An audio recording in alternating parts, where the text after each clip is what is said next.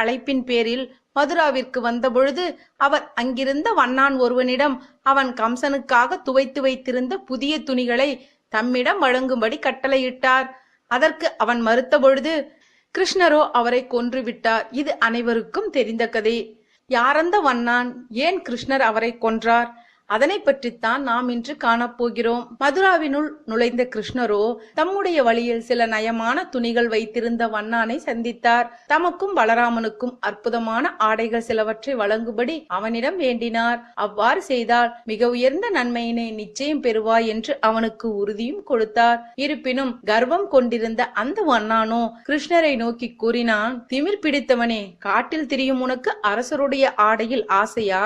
முட்டாளே, உயிருடன் வாழ விரும்பினால் இங்கிருந்து ஓடிவிடு, இல்லையேல் கம்சனின் ஆட்கள் உன்னை கொன்று விடுவர் என்றான் வண்ணான். ஆணவத்துடன் கூடிய அவனுடைய பேச்சை கேட்ட கிருஷ்ணருக்கோ கோபம்